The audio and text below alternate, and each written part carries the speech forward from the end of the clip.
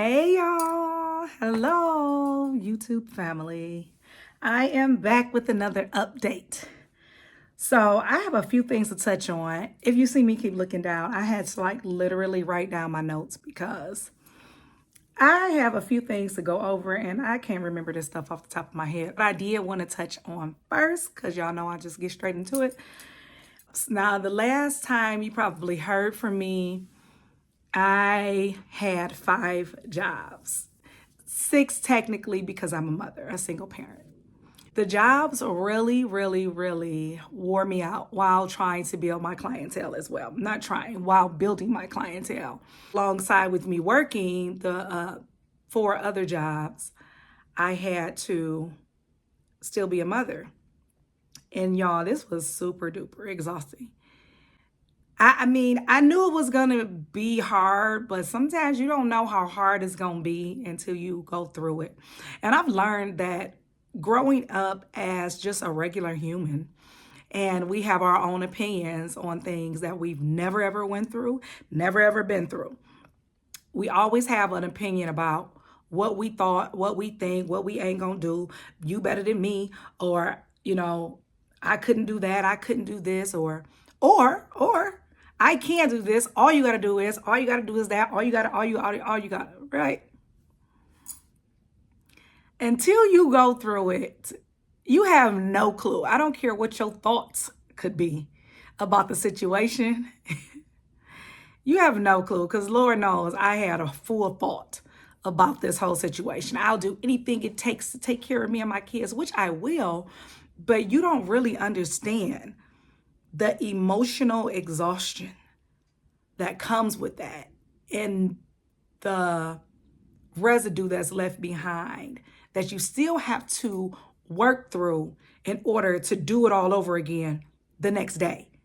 Like washing it off to become refreshed to do it all over again. And I've done this for 3 months now. And again, my job was on the weekend. Caregiving job. I never told y'all the jobs. Let me tell y'all the jobs, okay? To help you really put yourself in my shoes, kind of. So the weekend job was a CNA job. And the CNA job, again, Las Vegas pays very, very low. Very low pay hourly. I think so. Like I said, this is my first time really doing 9 to 5. So I don't really know what 9 to 5 jobs pay look like or what they should start out as. But I do know as an adult and having to pay mortgages and rent and car notes and insurance and cell phone bills and etc. What they paying ain't gonna get nothing paid. And I seen this guy, he did a statistics on how many hours has to be worked in Las Vegas for just a normal resident to pay their bills. And it was 65 hours. 65 hours only to pay the rent. So that goes to show you what the hourly pay typically is out here in Nevada. So anyway, I'm gonna get my nails done too, y'all. I'm about to start getting my nails done again. Las Vegas, side note, Las Vegas, by it being such a lack in culture, because I come from Detroit, Michigan, where it's very rich in culture, very heavily in culture, and what you look like, the image is everything, appearance is everything, because it will reflect on how you feel about yourself. Well, out here in Nevada, polar opposite. Out here in Nevada, nobody cares about nothing, which made me super comfortable with not wearing any nails. But I'm getting my nails back. And I'll tell you what inspired that. Back to my job on the weekends, caregiving. Then I had a job at nights as a janitor. And then I had an on-call job as a CNA nurse. I would go to the houses. And then I had an on-call job with an online salon. So I would go and service clients on the Las Vegas Strip. And then I was building my own clientele. So those are the 5 jobs. Super hard, right? Like literally, if you never ever work nights, we all know that nights is not for everybody. And it most definitely was not for me. I thought I was going to crash into a wall and just I could not function. And I was literally 6 minutes away from the house. I could not function. Anyway, I hated it. It was like the place was super nice and super cool and super chill. But the fact that I was so delusionally tired, I just could not function.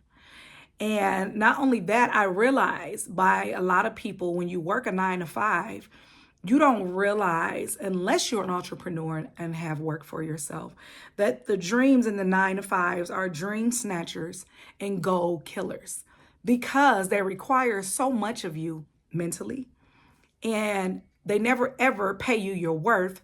So they make you work continually until you're tired. So by the time you're off, on your off days, all you want to do is nothing. All you want to do is chill and relax. The last thing you want to do is work and try to think of something creative to do. Like, you can't do it because you're too busy working too hard for somebody else's dreams and goals. So please be aware of your 9 to 5 being a goal snatcher. I feel like a 9 to 5 job is just something to sustain you and to help you pay your bills until your dreams and your goals and the purpose that God has for you comes into fruition, that you work on regularly. And regularly could be 20 minutes out the day. I started timing everything that I've done, y'all, or that I do daily, and it has been a game changer. And let me tell you how it's been a game changer. I used to take like 30-minute showers or 40-minute showers, just in there, wasting water, wasting time, thinking, just gagging around in the shower. I started timing myself. Do you know I could take a 10-minute shower? A 10-minute shower and done. Now, if I want to relax and like play around in the shower, 15 minutes. But literally 10 minutes. So I time my walks, I time my prayers, I time my devotions, I time my reading, I time my cleaning. So I had to get my house together. And you can make it look presentable, but you know what needs to be done. You know what needs to be decluttered. You know what needs to be clean. And so I gave myself 20 minutes. I feel like 20 minutes for each room should be good. This is when your house is in order. You shouldn't take no more than 20 minutes. It probably shouldn't even take longer. Probably shouldn't even take 20 minutes. But I started with my kitchen. So I'm starting with the kitchen. I time it for 20 minutes. I'm like, okay, 20 minutes goes by and I'm still in there cleaning, like irritated now, right? So then I put another 20 minutes on there. I put another 20 minutes on there. Y'all, it took me that long. And even then, the inside of the stove needed to be cleaned out. And I still needed to mop. And I said, the kids gonna do that. Because this is crazy. It was crazy. It was just like cleaning, washing down cabinets. And it wasn't like I had like dirty, sticky stuff all on the floor and dishes everywhere. It was crazy. It was just like doing some deep cleaning. It was just crazy. So anyway, time your things that you have to do, and I'm telling you, it'd be a game changer. Like, you wouldn't believe how productive you will be. So that's the one thing. I quit my jobs, you all. I quit all of them. Sure did. I quit all of them because me building up my clientele out here and not taking no for an answer and passing out my cars at the Walmart, getting put out in front of the store like, you can't be here no more. Are you waiting on somebody? I was like, yes, my future clients. He's like, yeah, ma'am, you gotta go. But anyway, so passing out my cars in front of Walmarts, passing out my cars in front of the mall, passing out my cars at a downtown strip. Like, just, some days it was very scary. It was very uncomfortable. And I had my kids with me because I wanted to show them, no matter what, sometimes things in your head makes you think things are going to happen that won't even happen.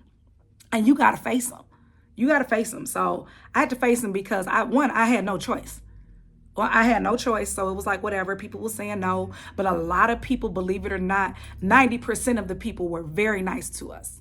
Very nice. They would take the card. I don't care if they would call or not. They took the card. But now my clientele is building up.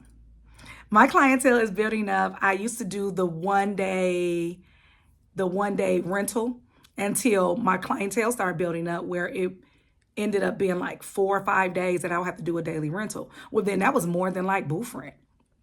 And so I was like, no, I get to move right back where I wanted to be at, which was in this other salon. So that was closer to the house. So now I moved back into the salon. I am so excited. So this is where hard work and persistence and consistency will get you. It can be done if you see it and you go after it until it comes into fruition. It's coming. It's coming. It's coming. It's coming. It's coming. It's coming. So y'all know I was passing out cards and still doing as much social media as I could. Everybody knows I'm not the best at social media, but I still had somewhat of an online presence.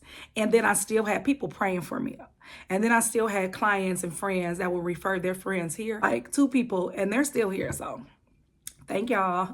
I'm still thankful because even if you get one client out of 20, eventually it build up. You know how many people on this earth or how many people is in this state? So of course I got discouraged, but I never ever stopped. So no more daily booth rentals. I get to do my weekly booth rentals. Went back to my original salon. Whenever you move somewhere and you meet new people, like I know no one out here, like nobody at all, but I know that God is everywhere and God's people are everywhere as well. And so when I moved out here, I established a relationship with one of the managers of the salon that I really desired to work in. And she was just like so super duper sweet. Just so super sweet to the point that she just really helped me out. So I'm just saying be genuine, be authentic, and be nice to people. You know what I mean? Genuinely nice, and don't take out what you're going through out on other people because they ain't do it, but they could possibly help you. So that was one hurdle that I have overcome. No more 5 jobs, just 2. Just 2, because I still do the online salon while building up my clientele. And I go back to Michigan now because I had a salon in Michigan and I ended up closing it in December of 2023. Well, this was my first time back this week, April 23rd. And I felt the presence of God and like maybe the Holy Spirit telling me it's okay. It's okay to go back. It's okay to do hair. And because I left Michigan on such a bad emotional state, I was just really sad, really depressed, really confused, no direction. I just know that I needed to move. And when I felt the Spirit tell me to move, I moved to Nevada. Well, when I went back to Michigan just last week, I felt nothing. I felt nothing but peace. Like, I almost got a little choked up. I felt nothing but peace. I got to love on my family. I got to love on my friends. I got to love on my clients. And they got to love on me. And my kids were able to go because I said, I'm not going back to Michigan and I'm not working like that unless my babies can go. I'm not about to neglect my babies. They already only have me. And so I was just like, no, I can't do it. And I'll figure out a way here. And I got God, he gonna help me. And sure enough, we all was able to go back to Michigan, to Detroit, and we just really enjoyed ourselves. So much so that God said I get to go back every month moving forward. So I'm just like, wow, because I am creating a new foundation with a new direction that I'm going in. And that's part of it. Like, I didn't want to have to totally forget my whole past from my business as if it never existed or it didn't help me get here. Didn't cultivate all the things that I needed to maintain to get here. So to be able to go back and still hold those connections and still grow and still be loved on is a true blessing for me. And I'm so grateful, and I feel so loved. I feel loved. So that was a great experience. And now, again, I'm going to be going back and forth. Be careful with who you talk to. Because sometimes you have to put yourself in solitude, or God puts you in solitude because you're talking too much about nothing. You're entertaining things that don't even need to be addressed.